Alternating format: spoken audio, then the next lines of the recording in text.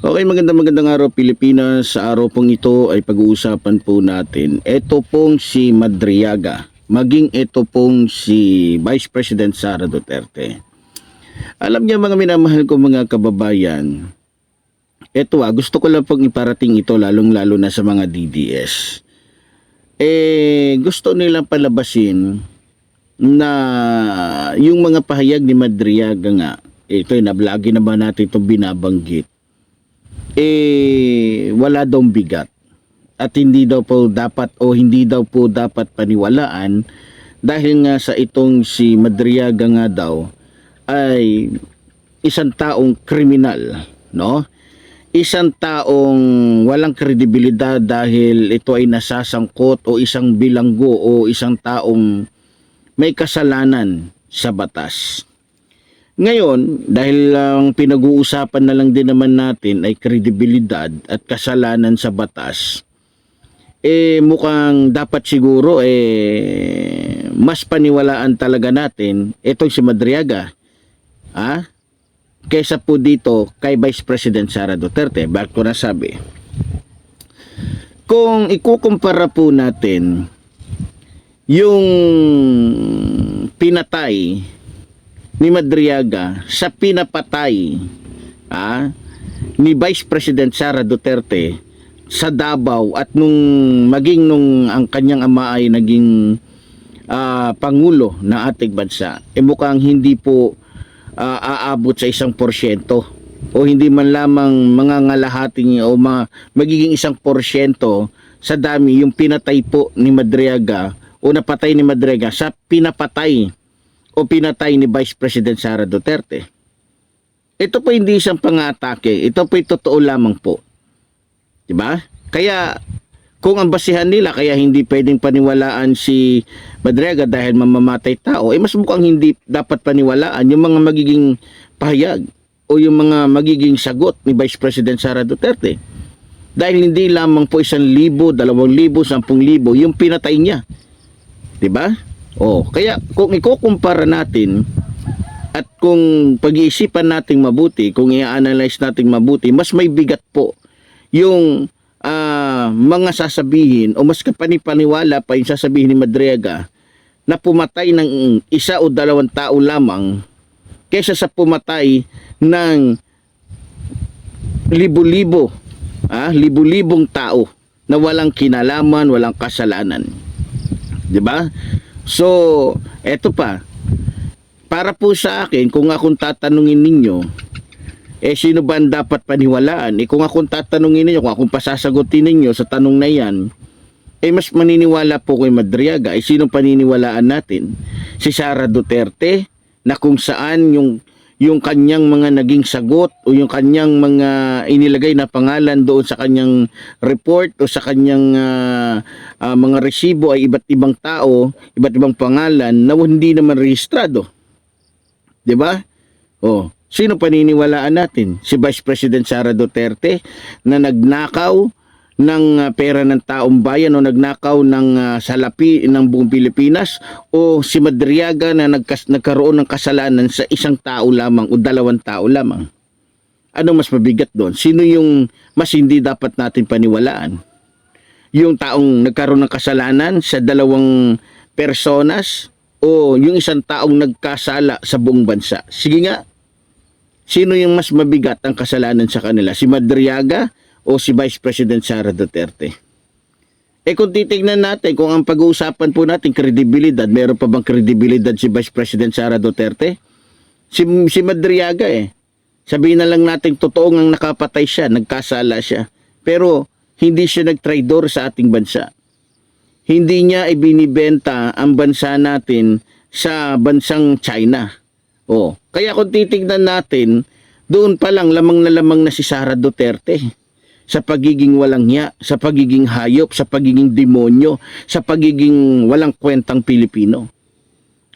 Kaya sino sa kanila ngayon na mas may kredibilidad? Si Madriaga na nagkasala lamang sa ilang personas, o si Sara Duterte na nagkasala sa lahat ng Pilipino sa buong Pilipinas? Sige nga.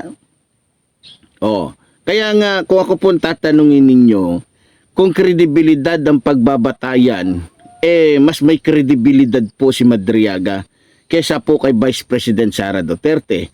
Dahil unang-una, si Madriaga ay hindi po talamak o kakampi o kasama o kasapi ng international syndicate o ng international drug syndicate.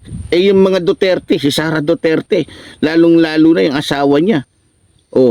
Sila yung number 1 na nagpapapasok ng tuli-tulinadang shabu sa bansang ito. Kaya kung titignan natin kung kredibilidad talaga ang pag-uusapan natin, kung kredibilidad ang batayan ng ating mga kalaban, ng mga abogado ni Sara Duterte, mas hindi sila kapanipaniwala. Dahil yung mga rason nila, yung mga sagot nila ay tagpi-tagpi o gawa-gawa lamang o binuo lamang nila para lamang maging pananggalang laban sa katotohanan. 'Di ba?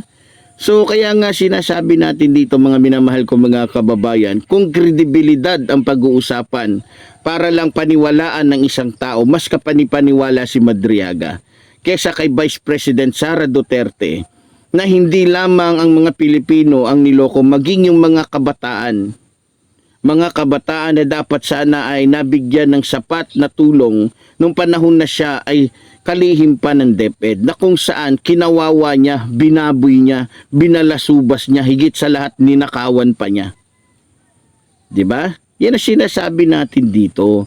Magaling lang sila maghanap, magaling lang sila magsabi na wala yang kredibilidad. Ang tanong, yung nagsasalita ba, yung pinagtatanggol ba ng mga abogado, may kredibilidad ba yan? May malinis na pagkatao ba yan? Wala. Lalong-lalo na kung mga Duterte yung pag-uusapan, walang maayos na pagkatao ang mga Duterte. Dahil sila ay kampon ni Satanas. Dahil sila ay mga taong halang ang bituka. Dahil sila ay mga tao na mas kinakampihan pa yung katulad ni Kibuloy na umaapi, bumababoy sa mga kababaihan. Sila yung uri ng mga tao na mas kinakampihan pa yung mga mananakop kaysa sa mga sinasakop tulad ng ating bansa. Sila yung uri ng tao na kung saan mas gusto pa nila na maging kaibigan yung mga drug lords kaysa doon sa mga pari, kaysa doon sa mga taong matitino. 'Di ba? Kaya nga sa totoo lang, sila din yung uri ng tao na kung saan pinapaka-Diyos ang sarili nila. Kaya nga madali lang para sa kanila na minumura ang Diyos. Madali lang para sa kanila ang pumatay ng tao na para bagang sila ang gumawa ng mga tao. 'Di ba? Kaya kung kredibilidad, Diyos ko po, mahiya-hiya ka naman, Vice President Sara Duterte. Mahiya-hiya naman kayong mga abogado na ang ginagamit ninyong dahilan na yung pagiging walang kredibilidad ni Vice President ni Madriaga. Sa totoo lang, may kredibilidad ba yung isang babaeng nagbabanta sa buhay ng isang pangulo? May kredibilidad ba yung isang Vice President o yung katulad ni Vice President Sara Duterte na nagbabanta sa buhay ng iba? Wala. Kaya nga tinanggal siya eh. 'Di ba? Tinanggal siya sa pagiging kasapi ng Security Council ba 'yon? Kung di ako nagkakamali. National Security Council, kung di ako nagkakamali ha.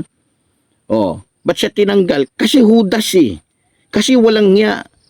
Hayop, demonyo. Kaya nga, sa totoo lang,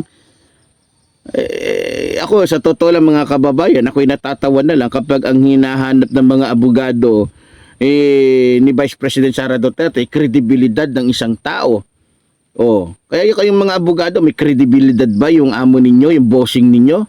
Mas walang kredibilidad dyan, katulad ninyo. Dahil mukhang pera yan, katulad din ninyo. Yan ang katotohanan. Kaya kung kredibilidad lang ang pag-uusapan, mas may kredibilidad si Madriaga kesa kay Vice President Sara Duterte. Yan lang ang masasabi ko. So muli po, tulad po ng sinasabi ng inyong lingkod, mabuhay po ang ating inang bayan, mabuhay po ng mamahal sa ating bayan. Maraming salamat po.